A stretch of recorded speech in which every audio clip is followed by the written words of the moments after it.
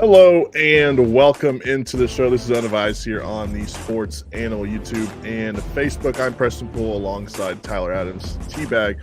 Follow us on X at Preston Poole 405 at Tyler's Takes, and the pod account is at Unadvised Pod. Right now, currently, I'm watching Patrick Mahomes drive down the field on my Chargers to probably score a game-winning touchdown and bring me closer to the end of my time here on this beautiful planet. But before we get into that, T-Bag, great college football games yesterday. Yeah, we can call it that. Maybe not for my end. One side of the state, but no, it really was. I mean, when you're even just down to the OU Auburn game, for how bad that game was, it was great at the same time. Obviously, Georgia Alabama was just unreal. I mean, what a comeback by Georgia. I wasn't watching religiously. I was hanging out with some friends before we went out. Me and Preston talked beforehand. I think we're both in the same boat. Not feeling too hot today. no. But we play hurt here, and by the time we got to the bar, it was like 33-16. I was like, "Ooh, Georgia might make this interesting." And then, sure enough, they just slowly came back, and it's really fun when a whole bar is just watching a football game together. And like everyone's just like freaking out as the game's going on. So that was just a great time. Fantastic game in Tuscaloosa, Alabama last night. What's his name? The 17-year-old. What is his name? I was just going to bring him up. Anyway, he changed his Instagram picture to Mike Vick after the game. Did you see that? He changed his profile pic to a picture of Mike Vick. So. Holding a dog. Ryan Williams. Ryan Williams. And I was going to bring this up.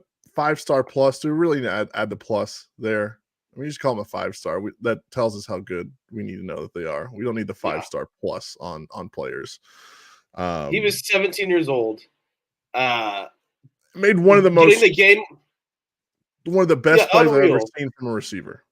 When Alabama needed to play the most, they were like, "All right, we're going to get to our 17-year-old." Preston, I was 18 years old when I was playing high school football still.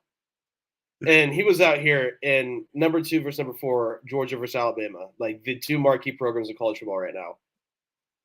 And he was their go-to guy. That's unreal. Yeah. It's unreal. And we get to watch Ohio 2 State more years has of one college. as well. Yeah. Ohio State has a guy as well. So maybe that 7-on-7 stuff is actually good for him. So as the Chiefs now goal to go situation, great.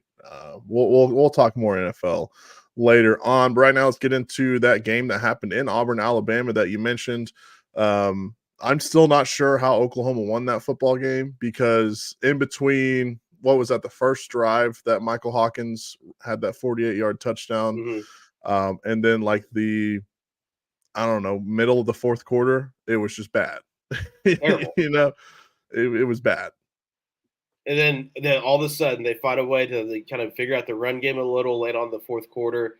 The offense catches a little spark, and Preston, through it all, no matter how OU's offense may seem, no matter how down the dumps OU fans may get, you know what's always going to be on OU side? What's that? Sooner Magic. Yeah. It's always going to be on OU side, and it prevailed last night. Brent Venables had one of the best opening statements, like opening sentences. It wasn't even really a statement; it was just kind of an opening, couple sentence where he was like, "First, I'm experiencing Sooner Magic as a head coach, and it feels good." I'm like, "Yeah, I bet that feels awesome." Experiencing that as a head coach, just be like, you're just like, "How are we going to win this game? What do we need to do?" And all of a sudden, it's like the football gods. I don't know, here you go, yeah. I know the story of Sooner Magic all started with our guy Dean Blevins. I think he gets Ohio State one year or something. But I don't know who's in charge of Sooner Magic between the football gods, but whoever it was like, we haven't seen this in a while. Barry Switzer. I can tell you that it's Barry Switzer. He has his powers. Yes, yeah, he holds all those powers. He did the Thanos snap when he was watching this game. He's like, "I'm tired of this." Boom, pick six. Yeah, was sitting there drinking his own crafted beer and said, "You know what? I think I'll give a Kip Lewis pick 6 here," and then Michael Hawkins just going. I don't even know, helicopter mode maybe is the right word, into the end zone for the 2-point conversion. So Yeah, they did it. And look, I thought Hawkins at times looked good yesterday. And I thought the offense at times looked good yesterday against Auburn, Mhm. right? They had their spots, but I mean, again, there was other times where it just didn't look good. But again, they were without their top 5 pass catchers. So They they don't have a were good offensive line either. Like that's just going to be a thing exactly. all season. Yeah. So do they probably look a little bit better if they have all those guys out there, like a Deion Burks or Nick Anderson? Maybe. It probably wouldn't have been a situation where you need the defense to score a touchdown, because that's what happened yesterday. Is they needed the defense to score a touchdown for them to win that ball game, and thankfully, for Oklahoma fans, the defense did score a touchdown, Mm-hmm. and they did end up winning. So, and I mean, did you think the defense played just like terrible? Because I don't think they played terrible. I mean, they held a team that got 482 yards on them to 21 points. If that was a Lincoln Riley defense, that Auburn would have had 48 points. Yeah. I mean, I think the defense is. I don't. It's a great defense, and I don't want to downgrade like what this defense is because it's going to get nothing but better as long as Brent Venables is a coach. I do think it's not maybe as an elite as we thought because they are giving up a lot of yards, but they make plays, and that's what matters. The yards don't matter. It's do you make plays when your team needs you? And the answer is yes, they do. Yeah. And they force turnovers. They make third down stops. Do they give up some yardage here and there? Yes. So does that classify them as an elite defense? Probably not. Are they a great defense? Absolutely. Are they a defense that can win you games? We saw it yesterday. No question about it. Preston, to me, that win for OU might be the difference between 5-7 and 7-5. If you lose No, I that completely game, agree. yesterday, then you go into the Cotton Bowl, and even with OU's win yesterday, I'm still going to pick Texas to win that game. That's 3 straight losses. Then you go to South Carolina. OU can obviously win that game. I'll probably predict OU to win that game, depending on what happens over the next couple of weeks. But that could have been 4 straight losses for OU compared to they can go 2-2 to start off SEC play. You get Maine to come in and stuff. Ole Miss doesn't look maybe as powerful. They look pretty beatable after what we saw Missouri yesterday. doesn't look as good Missouri, either. but I think that win yesterday kind of catapults those into like, okay, OU can win those games compared to if they lost yesterday. We're probably really are talking about, is this team going to make a bowl game compared to now? It's like, yeah, they could probably go 6-6, 7-5, which from what we've seen through the first, I want to say 3 You weeks got and to be 3 happy with quarters, that. first or 4 games in 3 quarters, like you got to take that every time. Yeah. Yeah, for sure. Because I mean, you're sitting there during the Tennessee game, you're like, man, this team might not win another football. Yeah. Obviously, I thought Auburn, they would win that. They did. The thing with this game is coming into this game, Auburn had 85 turnovers on the season on offense. And then they come into this game and they play a nice clean ball game until the fourth quarter where, Kip Lewis picks off Peyton Thorne and takes it into the end zone.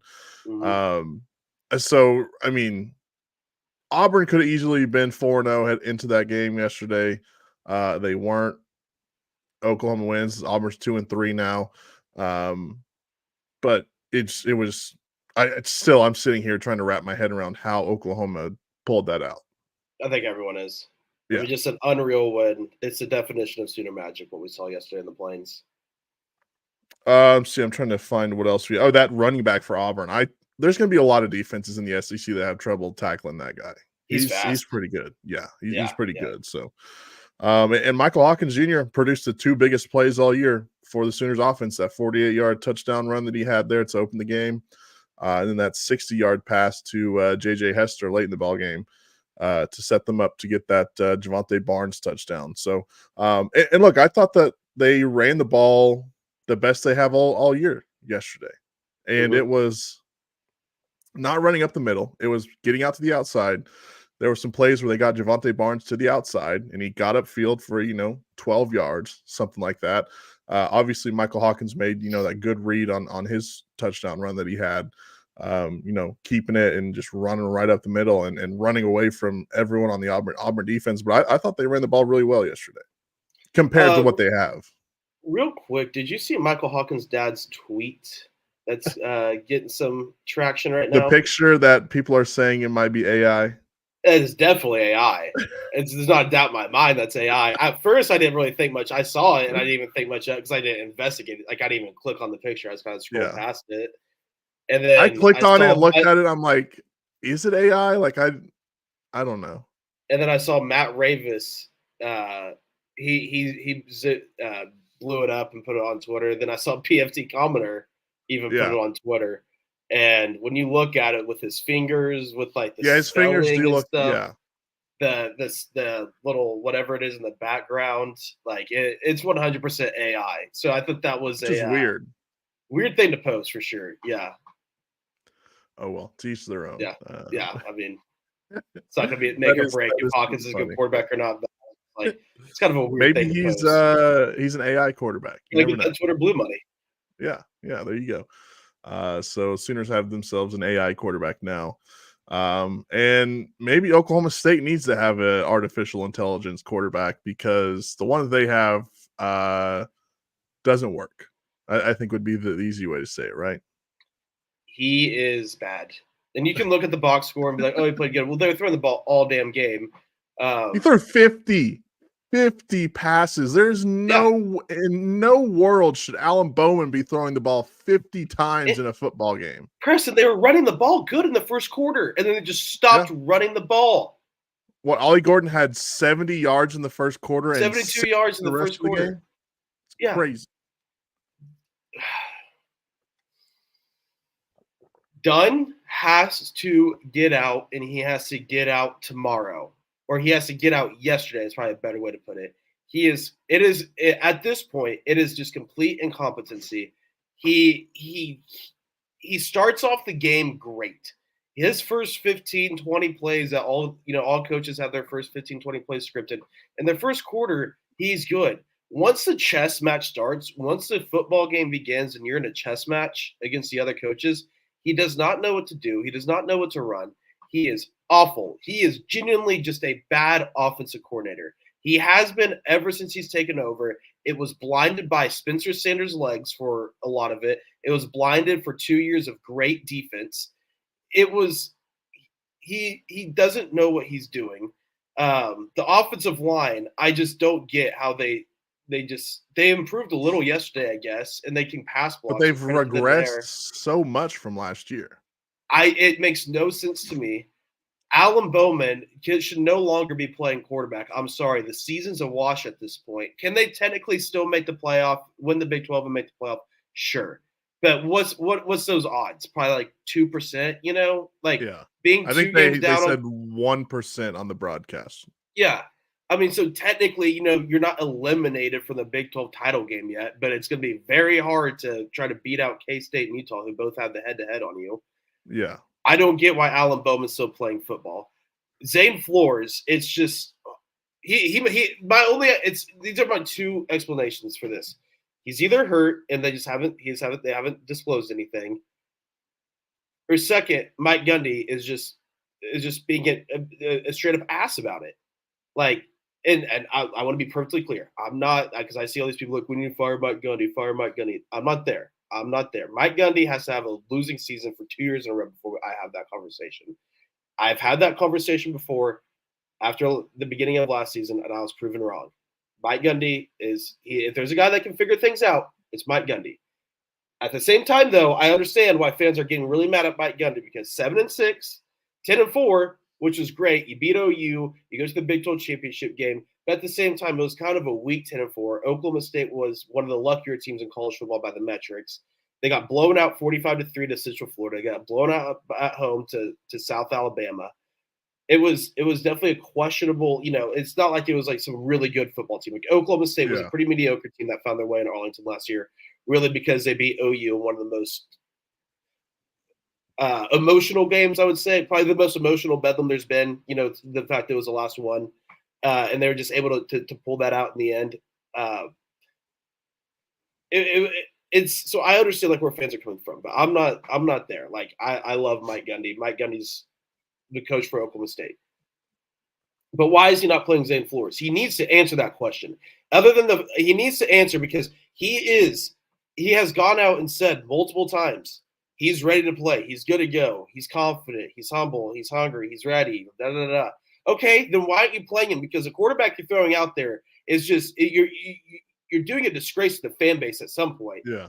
You have this good team that's promising, and then you throw this Alan Bowman out there who I even asked a question, and Kerry Murdoch got mad at me for even asking it. I asked Scott Wright when he came on the Morning Animals, I said, is there any chance that Zane Flores is going to be quarterback by the end of the season? Because I'm still not a believer in Alan Bowman. My eyes don't lie to me. He's a mediocre quarterback. He's in his 7th year, and he still doesn't know how to read a defense and throws terrible interceptions consistently. It's just terrible. So Mike Gundy needs to come up and face the music and answer the question, why is Zane Flores not getting in the game?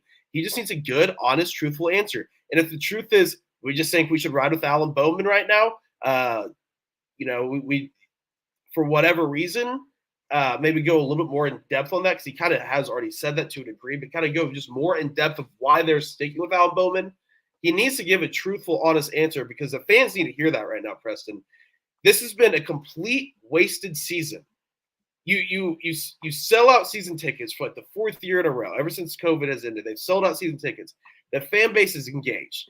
It's the most engaged probably Oklahoma State fan base has ever been. Oklahoma State has a young and newer fan base because they have new success. And the fan base is the most engaged it's ever been. You get this promising team, 19 returning starters. What was the best running back in the country returning, an elite wide receiver room, your entire defense returning, year 2 under the defensive coordinator, your entire offensive line returning, and then it's just you start out 3-2, and in reality they should be 2-3. They got lucky to beat Arkansas. If Sam Pittman doesn't make a couple mistakes, if Arkansas doesn't turn the ball over, if they turn the ball over one last time, they lose that game 2-3. for sure. This team is 2-3 with wins over South Dakota and Tulsa, and that's it. It's as disappointing.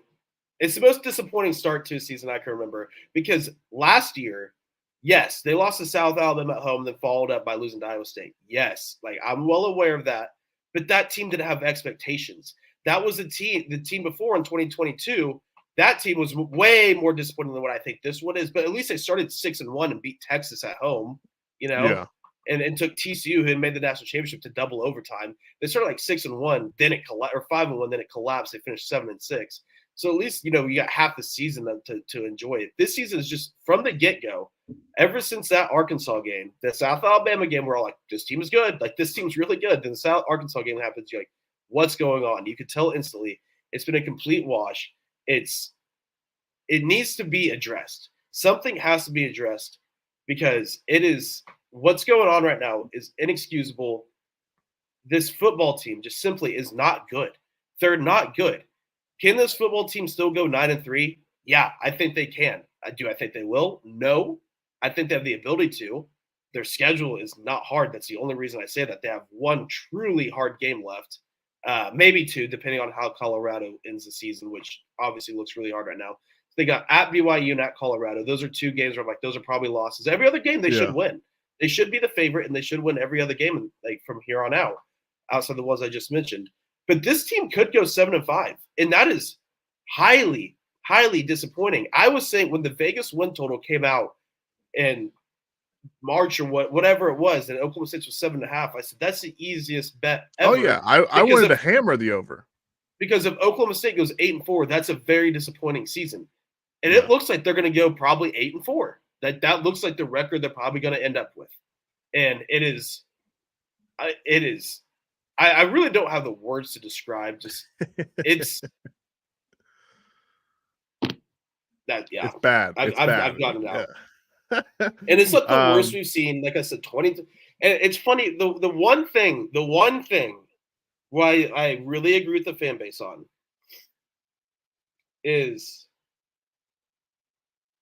we're talking about how bad it is, and we're comparing it to the 3 out of the last 4 seasons.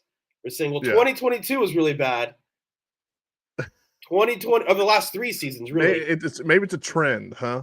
2022 was really bad. 2023 started really bad, ended good.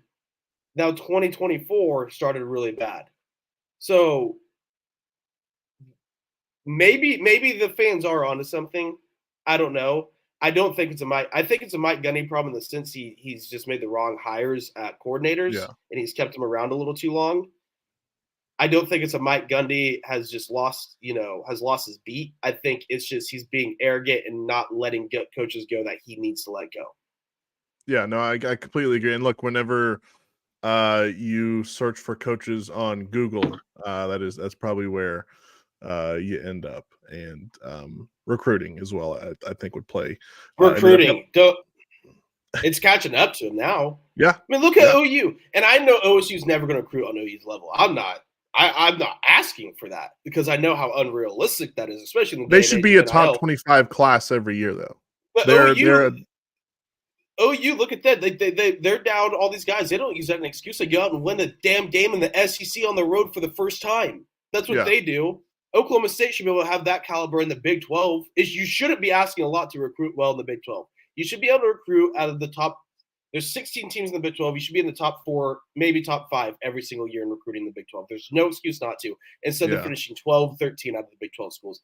That's embarrassing. That's always been embarrassing on Mike Gundy's part. That's a joke. I'm so tired of the recruiting stuff. I don't know what the answer is. If I could ask Mike Gundy one question, it'd be like, why don't you recruit better? I don't know if it's Mike Gundy. I don't know if it's administration. I don't know if it's money. I don't know now if it's NIL. It could be a combination of all of them. But to me, Preston, I find it really hard to if you're a 4-star recruit, and I find it really hard to be like, it's impossible. It's hard to get all these 4 stars.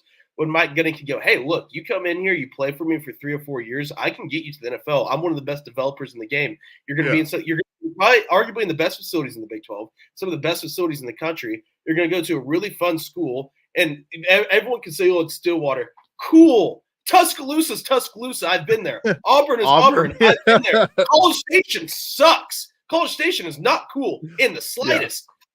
Get out of here with this Stillwater stuff. Have you guys been to Waco, Texas, too? Waco, Texas. Bad. Most college towns are not in the coolest cities on earth. Yeah. One thing Stillwater has going for it is it's an hour from Tulsa, an hour from Oklahoma City. There's things to do. Stillwater is if you can sell Stillwater. You can't tell me you can't sell Stillwater. You can sell Stillwater pretty well. Yeah. I don't understand the recruiting stuff. It's catching up to him now, and I feel good. I've let that out. There you go. That's what this is all about. Again, I'm not saying fire Mike Gundy. I'm not saying that in the slightest. I'm saying fire Casey Dunn, fire Charlie Dickey, and fire Brian Nardo because the defense is soft as ass. And Mike Gundy's just got to come out and address some things. And yeah, I mean, it's just, and next year, Preston, that's the thing. I think another thing the fan base is really upset at is there's no future to look forward to. Next year could be really bad. They're losing everybody. Everybody. Every player they're gone next year. And that's why I think it's important to get Flores out there and get him some time. Yeah. Right? It's almost like, hey, this season's probably a wash. We're probably not going to win the Big 12 at this point. Same thing with Oklahoma. Start building the future. Yeah, same thing like with Oklahoma. They say, we're going to roll with Michael Hawkins.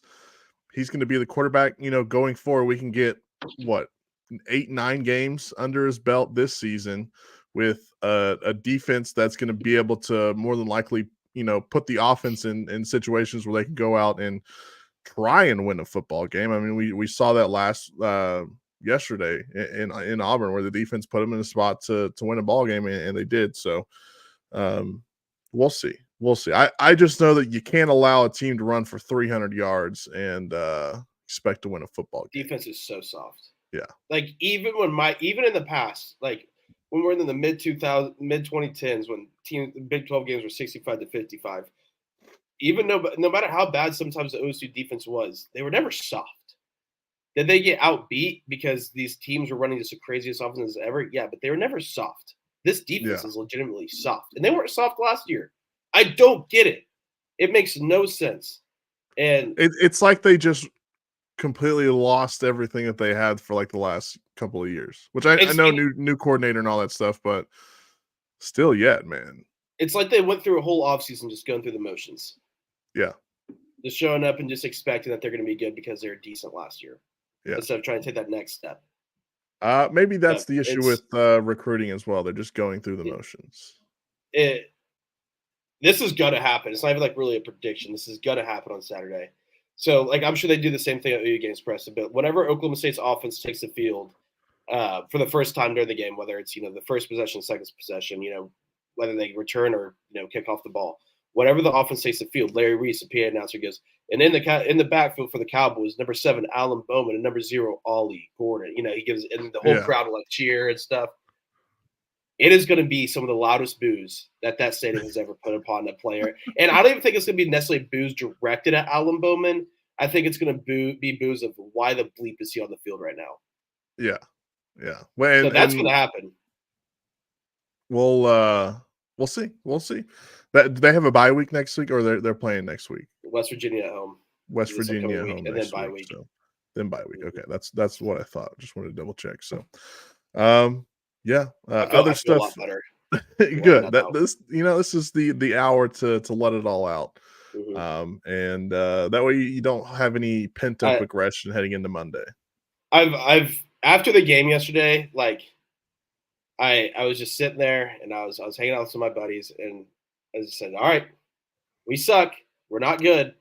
Here's my plan. My plan, Preston, is I'm going to sit back, relax, and watch football. I'm going to enjoy the hell out of football because I love football no matter what. I love football if OSU goes 0-12 and the Bears go 0-17. I love football. I'm going to sit back, relax, watch football. Whatever happens with OSU on a Saturday happens. Like, at this point, it's not like if they lose Saturday, like, am I going to be mad in the sense of, like, why the bleep? Yes. Like, but I'm not going to be like, oh, it's not going to bring me down. But so I'm going to sit back, relax, watch football. I'm going to enjoy it. It's kind of a good space to be in because it's like now I don't have to like stress anything. And then I'm just going to wait for the Thunder to get here to cure my sadness and bring me happiness. So, well, I can tell you that's getting close because we'll be at Media Day tomorrow at Paycom Center. So we'll have some stuff coming out on social media and stuff like that for you guys from Media Day. Let's talk about we talked a little bit about that Georgia-Alabama game. That was a good one.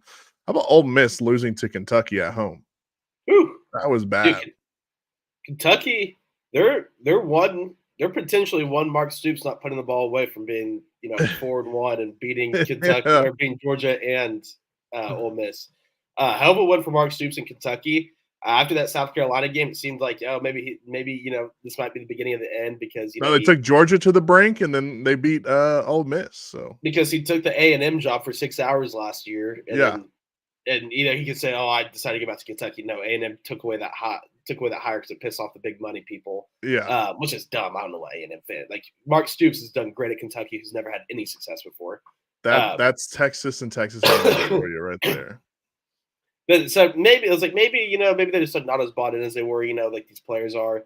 But no, dude, they went out and they bullied, and I mean bullied Ole Miss. Yeah, it was fantastic. Fantastic, I should say. To see, and then BYU. I'm not ready to say they're the best team in the Big 12, but they're up there. I mean, they're pretty damn good. I tweeted during the game yesterday. I was like, "Hey, just by the way, like I know we're all watching Oklahoma State game right now. BYU's good. Like they're good. Baylor, they let Baylor come back in that game. They were up 20. Yeah, well, you blinked and they were up 21-0 against Baylor in the first quarter. Yeah. That BYU may be kind of like a team to watch right now because everyone's talking about the Big 12 race right now, and it's including Oklahoma State's now eliminated from that, but it's including Utah, Kansas State. It's like Iowa State and BYU, the only 2 undefeated teams left in the Big 12, which goes to show how crazy the conference is. The fact that only BYU and Iowa State are the 2 undefeated teams left. Yeah, and then even Colorado had a great performance against UCF yesterday. So the Big 12 is just all over the place. Well, we'll see who eventually makes it to Arlington. No team's good. Like no team is. I don't think any team's probably going to win a playoff game because only one team's going to get in, and I don't think they're going to be able to beat the 5 seed or whoever it is that they're probably going to play. But it's fun. Like it's fun to watch. To be completely honest with you, I am just now finding out that Utah lost to Arizona yesterday. So, that's another reason I think a lot of OC fans are mad is because Arizona ran the ball for 9.7 yards a carry last night against Utah. It's like you're telling me OSU can't even get 3 yards a carry with supposedly the best running back and best offensive line in the country. Anyway. Yeah, they had 169 rushing yards against Utah yesterday, and Isaac Wilson, I should say, 2 interceptions. So I think there's some like drama going on with Cam Rising right now because supposedly he was like medically cleared to play. So I see a lot of like Utah Twitter on my feed. yeah, Their Utah Twitter is kind of like I would probably say like the OU Twitter. You know, OU Twitter's got a really big presence and they're pretty yeah. crazy on Twitter. I think Utah's kind of like that in the Big 12. Like they've got a really big Twitter presence and they're pretty crazy. But I've seen some drama like of people like really mad at Cam Rising. Supposedly he was medically cleared to play and he didn't. So that's I don't know what's going on there. Well, I can tell you right now, he's out of eligibility no matter what. So. No, he's not. He has an 8th year. He's eligible for an 8th year next year. Jeez, that's a bit much. He's going to be 35 and still play. We make fun of 7th years right now, and he can come back for his 8th. Well, in Miami has a guy who's on like his 8th or 9th year. They're that tight end that they have. So, yeah, getting out of hand a little bit in college football. But yeah, I didn't even notice that. I was out of it yesterday.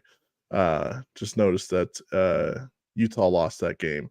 Trying to think anything else here in college football to talk about. One last thing on the Kentucky Ole Miss thing. It's non-actual football related. It is. Matt Jones of Kentucky Sports Radio. Like he's like the. I don't think he acts like Traber, but he's like the Traber. Al Ashback. Yeah. Like if you combine him into Kentucky. He called Ole Miss. He's like, great environment, but it's not allowed inside that stadium. And Ole Miss fans got really mad that they're like, oh, but that's always been like a known thing. It's like, yeah, it's best tailgating in the country, but like inside the stadium, it's really kind of like quiet. They're showing the crowd at Ole Miss, and it was 3/4 full in the 4th quarter. So, oh wow. And and I saw on Twitter he was kind of having fun with that one. Oh yeah, you got to take that victory lap because he was at the game too. For sure. Yeah, and got to take that. Yeah, this place is not loud. And it's not like that's a massive stadium either. No, like it's smaller than what Oklahoma has, I think. Yeah, it's like a little bit bigger than Big Pickens Stadium. Yeah, which is nuts. You would think an SEC program that's number 6 in the country should be able to pack out a game, but they didn't. So, all right, let me get over here to the NFL. Let's move on to all the action that has happened so far today in the National Football League. Pull up some scores here. The Falcons beat the Saints. The Saints started off 2-0 and they haven't won since. Came back to life. Yeah, they came back. They regressed back to the mean or the median, whatever that saying is. I'm not that smart, but so the Saints lose to the Falcons. The Falcons are just one of those frisky teams that I think can always be in any game because they've got just great players. Falcons are fun. They're really fun to watch. Saints definitely have found their life or come back down to earth, not found life again. That would be the exact opposite of what they've done. They came back down to earth. Falcons are fun though. They got a really fun squad. Kirk Cousins is playing good. They're well coached, it seems like. So been fun to watch this year. Let's see. How about your Chicago Bears taking down the third string Los Angeles Rams, 24-18. I fell asleep like a little bit to take a nap during this game. I wanted to see how Caleb Williams did. So he did good. 157 yards and a touchdown, 17-23, not bad. Only sacked 3 times. Good for him. Only 3 sacks. So it was very promising to watch as a Bears fan. Caleb looks good. Like I think Caleb. Here's the thing. Here's where I am with Caleb, Preston, and I think it's a very fair way of what I'm thinking right now. I think Caleb is a really good quarterback. I think he's the future of the Chicago Bears. I think he's limited with this coaching staff right now in this offensive line. People can always be like, oh, look at the wide receiver room. It's like, dude, this offensive line is awful. They played better today, but this coaching staff, Shane Waldron, is not a good – I have 2 offensive coordinator problems in my life. Shane Waldron just – he's not adjusting at all. He's sticking to this whole, like, quick pass screen game that's just not working. So I think Caleb – I'm pretty – looking at it like now, and now that I've seen 4 games of it, I like what I'm seeing out of Caleb Williams, all things considered. Did Yeah. I think, obviously, if you would have shown me, his stats, 4 weeks ago, if you were like, hey, this is his first 4 games, like, oh, like I thought they have like maybe a little bit better, here and there or something. I guess last week 363 versus Colts was awesome, but I thought, with this wide receiver core, I thought the Bears would have a really good offense, but this coaching staff is incompetent. They're going to lose their jobs. Like, this coaching staff is not going to be the coaching staff next year. I think even if the Bears find a way to make the wild card, I just don't foresee it happening. I think Ryan Poles is too good of a GM to let that happen. But Caleb, he's doing good. But today was just a great win for the Bears because they ran the ball. They were able to throw the ball a little. Caleb looked decent. He looked composed, and the defense again played elite. So it was just all around a good win, and I take it. I take it every time. You got to, because wins are not easy to come by in the NFL. So the Rams fall to 1-3 on the season. They've just been decimated by injuries. It sucks because it's one of those things where you see Stafford and you're like, he's probably not got too many years left in the league, and he's got to spend this year. I don't know if Puka Nacua and Cooper Kupp are available to come back this season. I haven't dove into their injuries that much. But it sucks that they don't have those guys there. Stafford's one of my favorite quarterbacks to watch too. Yeah, like I love watching Matt Stafford play quarterback. He's been my dynasty quarterback for like the last 3 or 4 years. So definitely a guy that I watch closely. How about that same division? The NFC North, the Vikings. What about the Vikings, dude? 4-0. Are they the only undefeated? No, the Chiefs are undefeated still. But the Vikings 4-0. Sam Darnold looks amazing. And Jordan Love back for the Packers today. I did not see this, I took a victory lap the first 2 weeks of the Vikings, and last week I was like, oh, okay, they're better than I thought. Then now I'm just like, okay, I didn't see this coming. I thought they'd be better. I thought they'd be maybe at best a wild card team, and Sam Darnold would have a good season. I thought it'd be kind of like what the Bucs were last year or something. Or what Geno Smith was a couple years ago. Now, they didn't have the best second half because they only scored 3 points in the second half, but they went to halftime up 28-7. But man, dude, they're good. They're really good. Yeah. I bet the blood money today. I took the Packers because I was like, they're going to come back. Like, I know the Packers. I know the NFC North. I was like, they're going to come back down to life eventually. Or come back down to earth. I keep saying come back down to life. Come back down to earth. But no, I think it's time to start having the conversation as the Vikings are a definite favorite to win the NFC right now. Unfortunately, it looks like Christian Watson had a pretty bad injury for Green Bay. So if you're a fantasy player, that's something to keep an eye on. But Justin Jefferson, 6 catches, 85 yards, a touchdown. Jordan Addison, 72 yards, a touchdown. He had a rushing touchdown as well. So some of those guys starting to show out. And then Sam Darnold, 20 of 28, 275 yards, 3 touchdowns, and a pick. I mean, that's if your quarterback plays like that, you're sitting pretty. You're sitting pretty.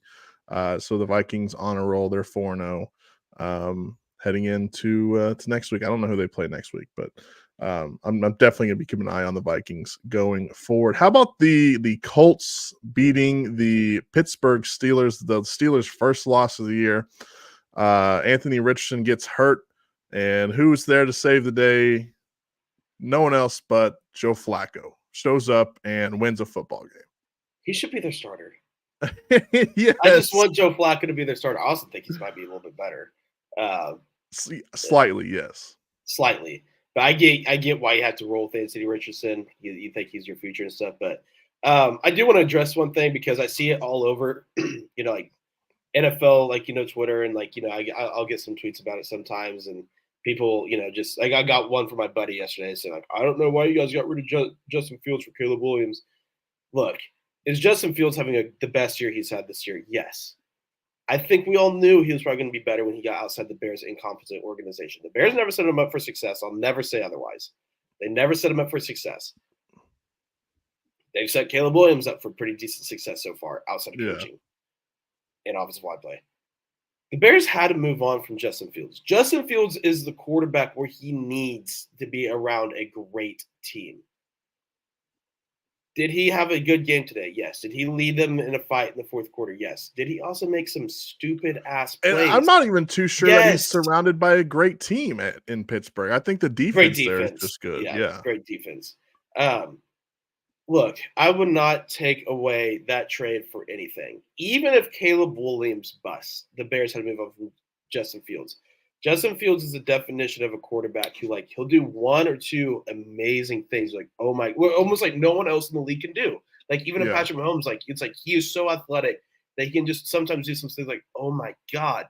But then he does like that fumble today where it's like, what are you thinking? Like, he's like he just does some really dumb things. He makes some really dumb throws. And so, like, yes, Justin Fields blinds a lot of people. And I like Justin Fields. I want him to be great. But also at the same time, I'm like, I think I feel like I'm like a crazy man talking sometimes when I'm talking about Justin Fields. It's like I've seen more Justin Fields than anyone here combined, okay? Watch him Yeah. play like pretty much every football game. He's a guy. He does good things, and he's having a Yeah. good year this year. Good for him. But like the Bears made the right decision. You can't convince me otherwise that they did not make the right decision because they did. No, I'm completely with you. Did you see the list of teams that tried trading for him this offseason? Uh, It was the Ravens, the Chargers.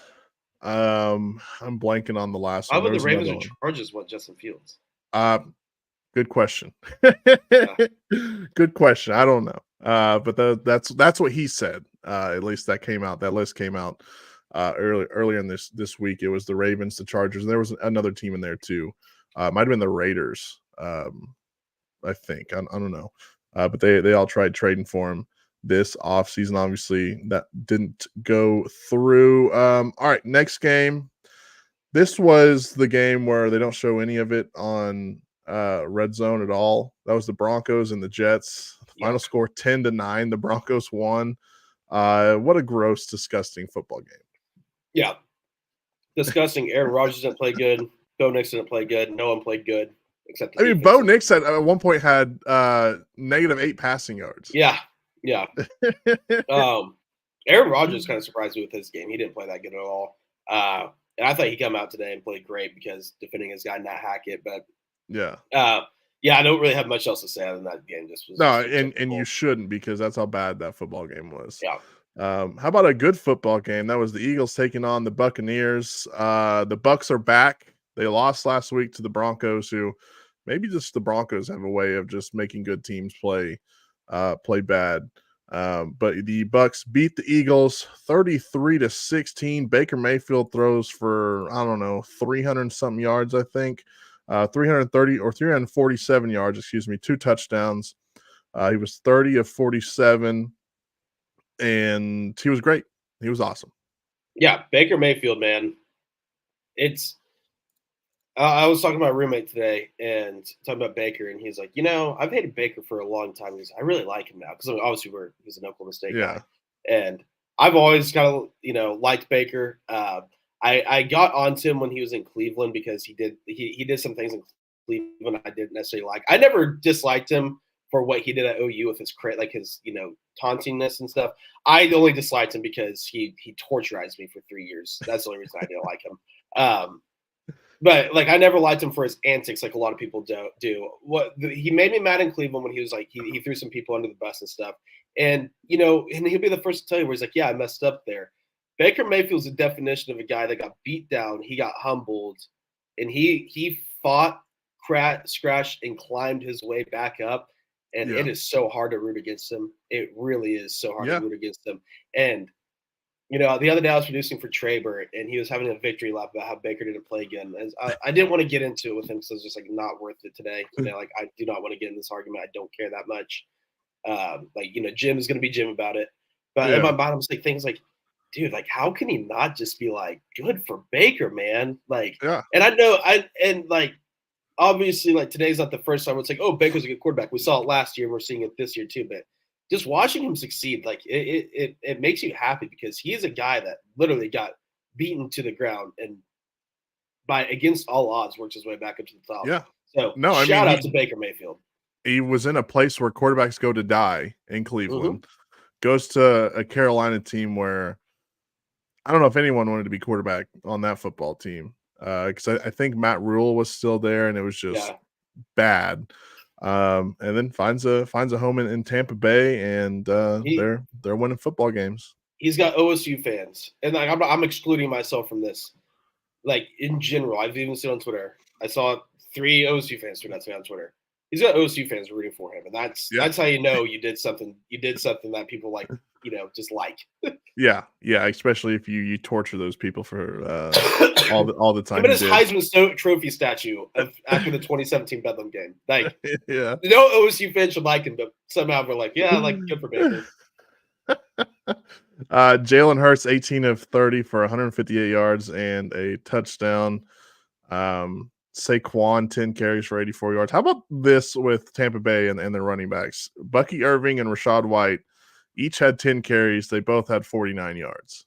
I didn't see that. That's awesome. They both had the same amount of carries and the same amount of yards. Irving did get into the end zone. But yeah, 10 carries for each of them, 49 yards for each of them. Baker did have a touchdown on the ground as well. So 3 total touchdowns for him today. Mike Evans just continues to be good. 8 catches, 94 yards and a touchdown.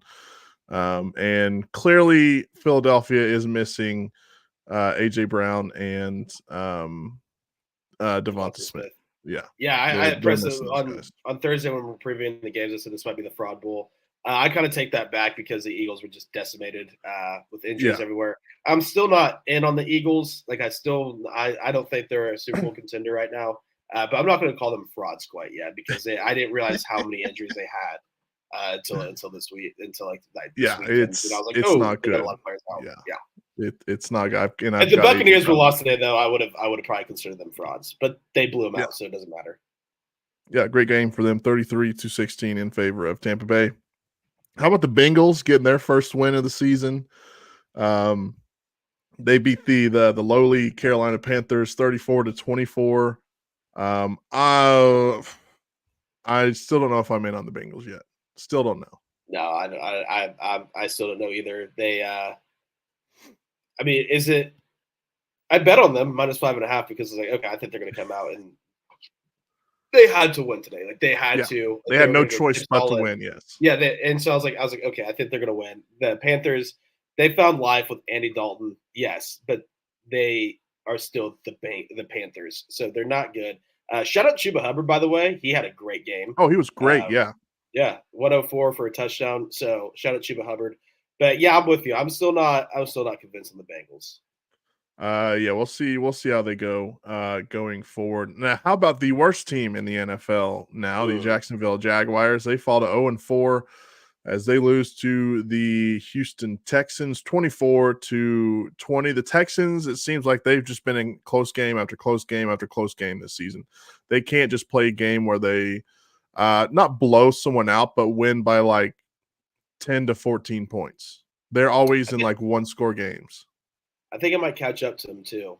Almost like maybe not the Eagles, because last year the Eagles collapse was no one really saw coming. But when the Eagles were like 9-1, 10-1 last year, they were winning all these like close games and kind of getting balls bouncing their way and stuff. It just fighting close. We're like, this might catch up to them, and obviously it caught up to them more than any of us could have predicted. They went out to lose every game from there on out, except maybe one. I think they won maybe the last game of the season or something outside the playoffs. I think this might catch up with the Texans. I still think they're going to win that division just because the division's not that good.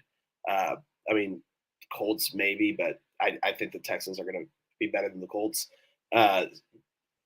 But I do think the Texans, some of this might catch up with them if they don't start kind of putting their foot on some throats.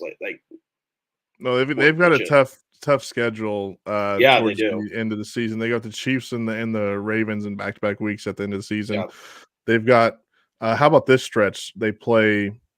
So next week they play Buffalo. Then they play New England. Then they have Green Bay, Indianapolis, the Jets, the Lions, and the Cowboys all in a row. That's a stretch of games right there that we're going to learn a lot about the Houston Texans in that stretch. I still think that they're one of the better teams in the AFC. They just need to put it together. Mm-hmm. And they haven't yet. So they can put it together, but if they don't, it's Yeah. Well, They and need to Mixon's look been out. hurt since week 1. I think he's been hurt Yeah, he week has. 2. So hopefully they'll get Joe Mixon back, and maybe that offense will start playing a little bit better. How about we talk about the best team in the NFC East? The Washington Commanders blow Woo! out the Arizona Cardinals, who I thought the Cardinals were still a good football team, but the Commanders blow them out. Jaden Daniels has a great game. He's 26 of 30 for 233 yards and a touchdown. He did have a pick, but I didn't even realize, T-Bag, they had scored on 16 straight drives at one point in that game. 16 straight. Yeah, they did it. They scored every drive against the Giants. They're all field goals, but they scored every drive. Yeah. Scored every drive against the Bengals, and it went into today. Did they? I'm assuming they ended up punting today. The Tressway getting the game. Yes, they did. They did punt. Yeah. Yep. So the streak ended. But man, the Commanders. I thought the Commanders might be like one of those like sneaky maybe fringe wild card teams. Yeah. I wasn't really predicting, but I was like, maybe I think they could be. I mean, I don't think I was the only one with that opinion. Like, I think the vibes are just kind of high in Washington, getting new ownership, getting new coach, Yeah. getting new quarterback.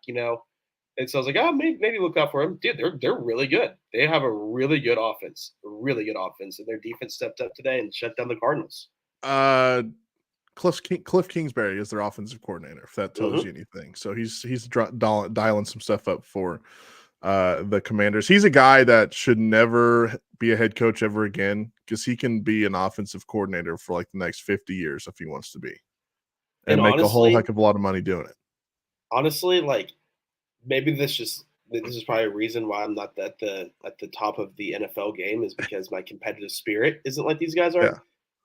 Isn't it being an offensive coordinator maybe a little bit better of a gig? Because there's like much pressure Yeah, on you you. got to deal with one side of the football, and if you're really good at it, then you're really going to be probably really good.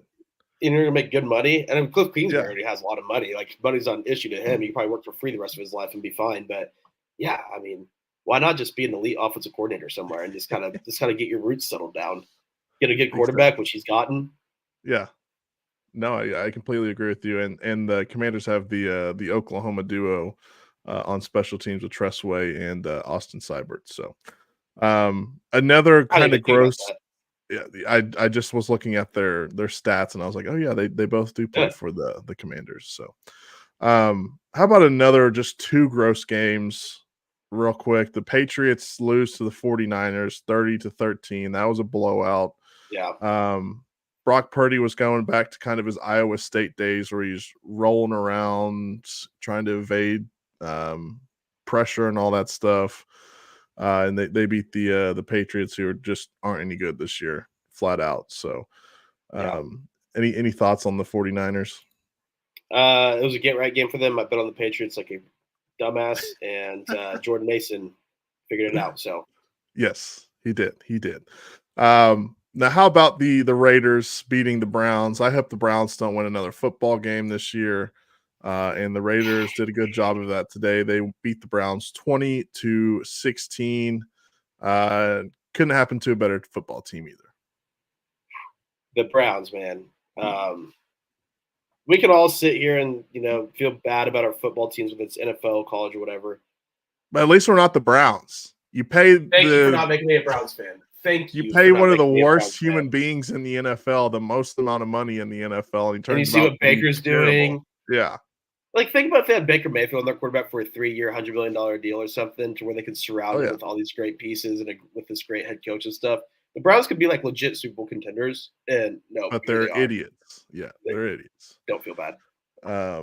Yeah. So that's a recap of the Browns game today. They're all idiots. All right. Moving on to the Chiefs and the Chargers. I tell you what, the Chargers started off hot. They scored 10 points in the first quarter. I said, hell yeah, they're going to go on. They might win this game. And then I remembered that Patrick Mahomes was on the other side of the field, and the Chiefs win 17-10. Patrick Mahomes also injured one of his best players on offense that he throws the football to. That would be Rashee Rice. So if you didn't see it, Mahomes dropped back, threw an interception. The guy in the Chargers, I forget who intercepted the pass, but he's returning it, and Mahomes goes to make the tackle, but who's there? It's Rashee Rice, and Mahomes basically, I don't know if he like fell into his knee, but his helmet went straight into Rashee Rice's planted leg, and his knee kind of did the weird thing that we all know where it didn't look good. And he was carted off the field with a towel over his head. It just didn't look good. So they win, but Mahomes injures his best pass catcher. To win, but there's a loss at the end of the day.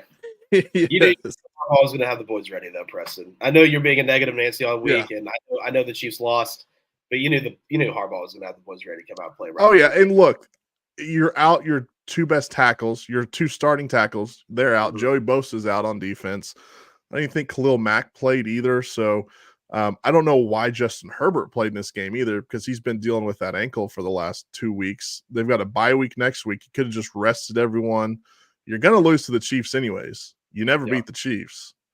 So just take the L and move on. Let everyone get rested up for the next game in here in 2 weeks. But Herbert played. Looked good in that first quarter, but after that, things were just not good. So, but look, you improve every day, right? You get better every single day. Inch by That's inch. the plan. All right, let's talk about tonight's football game. Starts here in about 30 minutes or so. The Bills taking on the Ravens right now. The Ravens a 2.5-point favorite. This one going to be played at M&T Bank Stadium in Baltimore. Who you got? Well, I bet on the Bills money line, so we'll take the Bills. I'll take the Ravens. Ravens at home. Tractorcito is one of my favorite players in the NFL, and he's going to be running over some guys in Buffalo or for Buffalo. So we'll see. But I do think Josh Allen is very good. That's the only reason I saw Josh Allen plus 125, and I was like, "Yep, I'll take it." I don't blame you. All right, let's talk about these two Monday night games too, since we won't be back on until. Well, we can only talk. Can we just talk about one of them? We're not going to talk about the Titans Dolphins game is yuck. Yeah, yuck. Unfortunately, I've got two guys on my fantasy team playing in that game, and I'm like, I'm going to lose anyway, so it doesn't matter. Just knowing that they play in that game. But the Seahawks take on the Lions. The Lions a 4-point favorite. That one being played in Detroit. The Lions 2-1, Seahawks 3-0. I want to see the injury report, see if they're getting Kenneth Walker back in this game. Let's see real quick. Kenneth Walker not on the injury report, so it looks like he'll be playing for the Seahawks. So this can be a great game Monday night. I think both of these teams are decent. Or good, I'm very excited. I also love watching primetime games in Seattle. That crowd is just awesome. Well, this one's in Detroit. This one's in Detroit? Yeah. I thought I've had this in my mind the whole time that this was in. Sure enough, I was second guessing you, Press. I was like, are we sure? And then okay. I had this one in my mind the whole time that this game was in Seattle. So never mind. Well, which, by the way, the NFL is just screwing the Seahawks on travel this season because they started at home versus Denver. The next game they had to go to New England, then back home to play Miami. Now they're in Detroit now, and then they'll be back on the West Coast at home for 2 weeks. Then they got to come back to the East Coast. They're screwing the Seahawks on travel this year. I also do remember that this game is. I should have known this game was in Detroit because I ripped the candy ass uniforms that that the Lions are wearing. So they're wearing those like just a straight gray helmets with those straight blue. They're like neon blue and then black jerseys. Okay. They're like black jerseys. I don't know if did they wear those last year? No, they're new this year. Okay, gotcha. I'm gonna have to go look at those then. Dan Campbell's gonna be throwing up when he sees those things. Yeah, right. He's football uniforms. Not real football uniforms. That's Pee-wee uniform. All right. Well, anything else in the NFL before we wrap this thing up? No. Go Bills. Please win. I want more money. There you go. So Bills Ravens coming up. Stick with us tomorrow. We'll be at Thunder Media Day. We'll be putting out some stuff on social media, stuff like that on the Sports Animal account, as well as our accounts. We'll be roaming around Media Day trying to talk to whoever we can talk to. I'll say that we're just going to try and wrangle up anyone that we can while we're at Media Day, kind of give you guys a behind the scenes of what goes on at Media Day and all that stuff. So be on the lookout for that going forward, and we'll be back with you guys on Tuesday. All right, have a good one, everyone.